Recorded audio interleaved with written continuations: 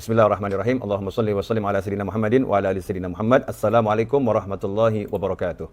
Nah, Nabi Yusuf alaihissalam adalah nabi yang dikenal dengan ketampanannya. Nabi yang dikenal dengan ketampanannya. Makanya ada ibu-ibu yang ngambil barokah surat Yusuf, kalau hamil baca surat Yusuf katanya biar anaknya ganteng.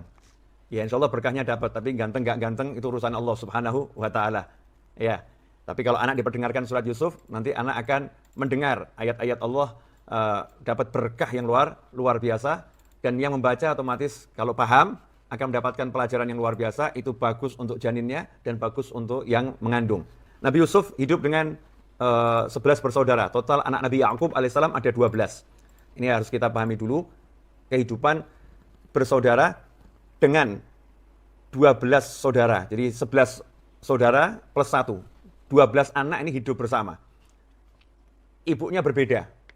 Ibunya nggak satu, jumlah anak 12. Ini bukan sesuatu yang mudah bagi seorang ayah, dan juga bukan sesuatu yang mudah bagi anak itu sendiri untuk berinteraksi dengan 11 saudaranya yang lain, yang tentunya punya sifat dan watak yang berbeda-beda. Ikhwani rahimakumullah. Nabi Yusuf alaihissalam, ibunya sudah meninggal. Ya, jadi yatim. Nabi Yusuf itu yatim. Saudara kandungnya Bunyamin. Sementara yang lain, ibunya masih hidup. Tapi kalau Nabi Yusuf alaihissalam, yaitu dengan Bunyamin, adiknya, ibunya sudah meninggal dunia. Nah, anak yatim di tengah saudara-saudara tirinya. Anak yatim di tengah saudara-saudara tirinya. Inilah kisah yang akan kita pelajari. Dan sebelum kita masuk, kita harus paham betul bahwasannya keluarga Nabi Ya'qub alaihissalam adalah keluarga Anbiya. Makanya Nabi SAW ketika menyebut Nabi Yusuf alaihissalam dan sebutan Al-Karim, Ibnul Karim, Ibnul Karim. Orang yang mulia, putranya orang mulia, cucunya orang mulia. Karena ayahnya adalah Nabi Ya'qub alaihissalam. Ya, dan masih cucunya Nabi Ibrahim alaihissalam. Ya'qub bin Ishaq bin Ibrahim. Kalau begitu, Nabi Yusuf alaihissalam dan keluarganya ini adalah keluarga Anbiya wal Mursalin. Makanya kita harus beradab. Kadang kita lupa, kita lagi berbicara tentang keluarga siapa. Kita nggak paham, kita lagi ngomong tentang keluarga siapa. Ini yang mau kita bahas, keluarga Anbiya, keluarganya Nabi dan Rasul. Karena itu adab harus dikedepankan daripada logika kita. Jadi logika kita taruh di belakang, sopan santun adab di depan. Nah kalau udah begitu nanti semuanya akan jadi bagus, akan jadi indah. Ini yang akan kita terapkan terhadap semua Anbiya wal Mursalin. Ya, terhadap semua Nabi dan Rasul. Begitu pula kepada keluarga para ulama. Ya, keluarganya para ulama, kita juga harus beradab kepada ulama tersebut, ya, dengan beradab kepada keluarganya. Nabi Yusuf alaihissalam tinggal bersama 11 saudaranya. Kemudian surat ini dikatakan surat Yusuf. Walaupun diawali dengan alif lam ra, ya. Nama suratnya surat Yusuf. Kenapa namanya surat Yusuf? Karena satu surat ini bercerita tentang Nabi Yusuf secara sempurna. Dari awal ayat ya sampai akhir penuh kisah Nabi Yusuf full. Tidak ada di surat yang lain. Kisah yang sedetil di surat Yusuf. Semuanya selesai. Kalau kisah-kisah Nabi yang lain, kisahnya itu berpisah-pisah. Ada yang di surat ini, nanti ada lagi diulang di surat yang lain, nyambung di surat yang lain. Tapi Nabi Yusuf alaihissalam itu kisahnya utuh di dalam surat Yusuf. Kita mulai dari tadabbur ayat yang pertama. Insyaallah barokah. Ayat yang pertama. Alif lam ra. Kita lihat di layar monitor. Alif lam ra. Tilka ayatul kitabil mubin. Menariknya, Al-Quran ini dari huruf hijaiyah. Yang dikenal oleh semua orang Arab. Dari huruf hijaiyah. Tetapi kalau kita mau tahu, orang Arab itu ummi. Orang Arab ummi, ini penting nih untuk dipahami semuanya dulu. Orang Arab itu ummi. Ummi artinya apa? Tidak bisa baca, tidak bisa tulis. Ya, tidak bisa baca, tidak bisa tulis. Tapi mereka orang-orang yang ahli dalam bahasa. Kan aneh juga ya. Baca nggak bisa, nulis nggak bisa, tapi ahli dalam berbahasa. Artinya apa? Daya hafal mereka luar biasa, kemampuan mereka dalam sastra luar biasa, tapi mereka bukan orang yang suka menulis dan bukan orang yang suka membaca. Karena itu, dahulu di masa hidup Nabi Muhammad SAW, orang yang bisa membaca dan menulis bukan orang pandai. Orang yang bisa membaca dan menulis bukan orang pandai, tapi orang yang lemah hafalannya. Jadi yang hafalannya lemah itu membaca dan menulis, ya.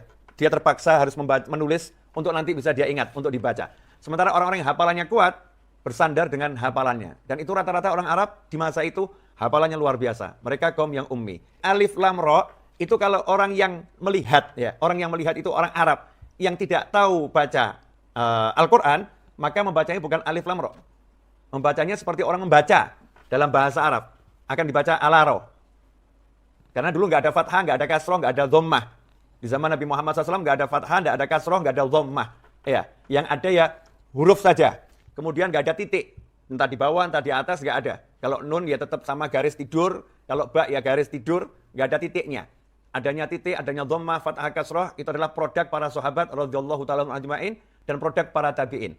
Menariknya di sini, walaupun mereka itu tidak bisa membaca, ya tidak bisa membaca, tapi Al-Quran kok turunnya bukan ala roh, tapi alif, lam, ro.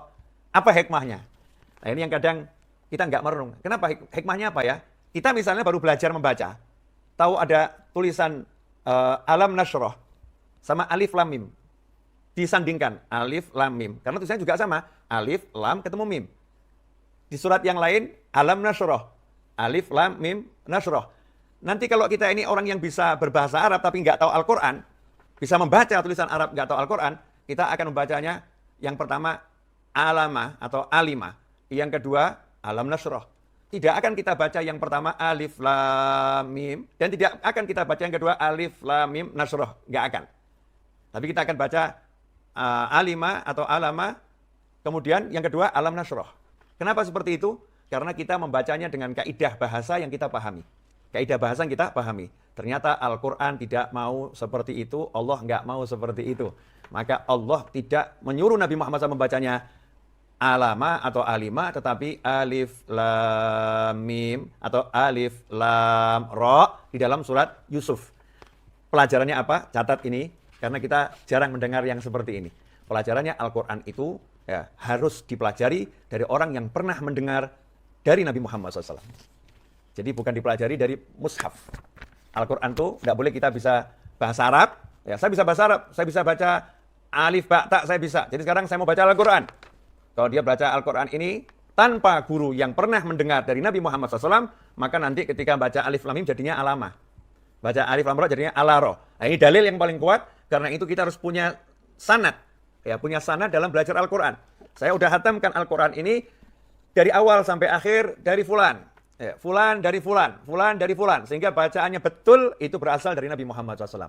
Karena ada tulisannya Bismillahi majriha, tapi bacanya Bismillahi majriha. Tulisan dan ucapan berbeda.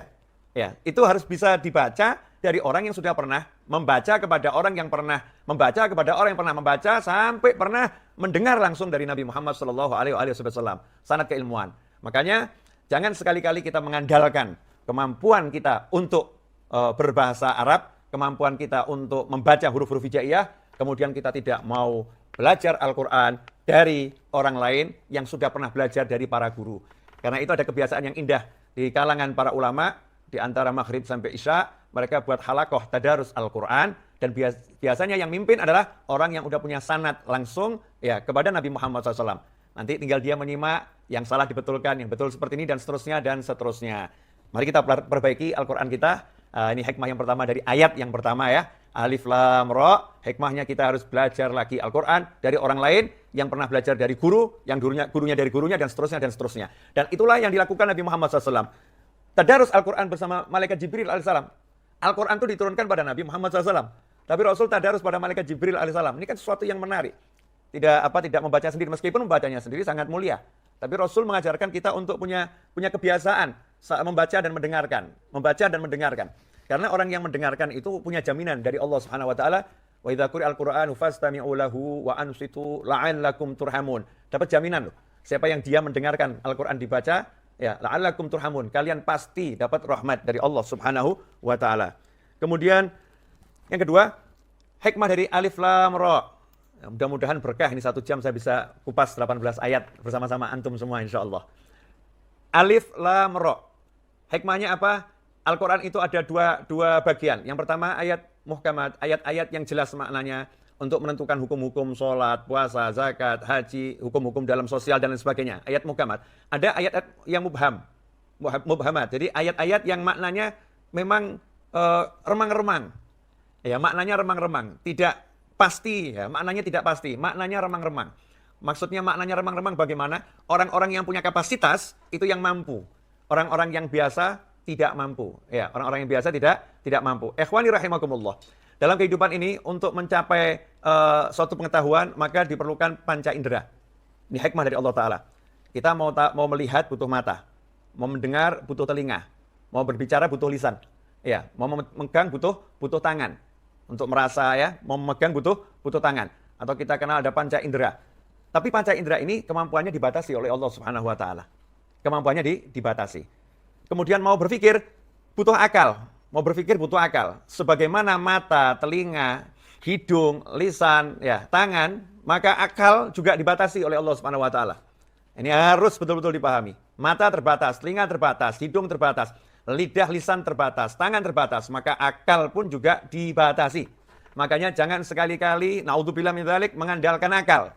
Dikit-dikit akal, dikit-dikit akal, dikit-dikit akal, maka Allah akan membenturkan akalmu pada satu kenyataan yang tidak masuk akal.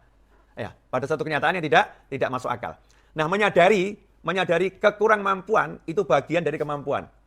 Wah, yang ini saya nggak mampu. Berarti yang ngomong nggak mampu ini orang mampu. Mampu ngukur dia. Oh, nggak mampu. Contoh misalnya mata. Kalau mata kita melihat, ya, jarak pandangan 1 kilo masih kelihatan. Melihat bulan masih kelihatan.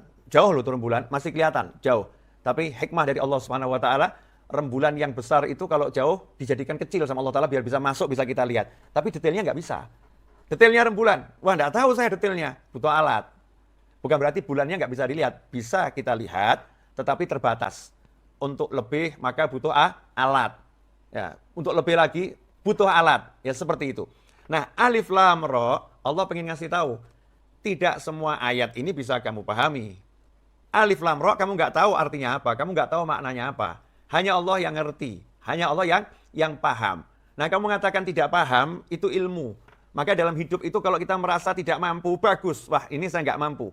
Contoh misalnya guru menyuruh anak-anak untuk belajar, guru SD. Anak-anak silakan belajar. Besok ulangan matematika. Besoknya gurunya datang bawa soal tertulis jelas. Soal ini untuk anak SMP, dilihat sama muridnya. Oh maaf Pak, Bu, saya nggak mampu nih. Ini soal bukan buat saya ini buat anak SMP. Ini bisa bukan dikatakan ini anak nggak mampu, ini anak bodoh, nggak bodoh. Tapi memang dia nggak mampu, dia sadar dia nggak mampu. Ini bukan bidangnya, ini bukan bagiannya. Nah itulah hikmatullah Ta'ala, Allah membagi kemampuan kepada makhluk-makhluknya agar bisa bekerja sama. Yang ini dibuat lebih di bidang ini, yang ini dibuat lebih di bidang ini, yang ini dibuat lebih di badannya, kekuatannya, ini lebih di dalam penciumannya, ini lebih dalam pendengarannya. Dibuat lebih oleh Allah Subhanahu Wa Ta'ala sebagian, dibuat kurang yang lain agar bisa bekerja sama. Termasuk alif lam ra. Ini juga hikmahnya Al-Quran ini ada bagian-bagian hanya orang-orang yang rasikhunal fil ilm, yang ilmunya betul-betul mumpuni, itu dikasih pemahaman oleh Allah Subhanahu Wa Ta'ala lebih dari yang lain. Makanya kita disuruh belajar, ya, disuruh belajar dan mengakui ada orang-orang yang punya pemahaman lebih. Karena itu kalau kita pemahaman kita terbatas, jangan kita katakan orang lain pemahamannya seperti saya. Nggak ada orang yang lebih paham dari saya. Itu suatu yang tidak benar kalau kita terapkan dalam kehidupan. Ikhwani rahimakumullah.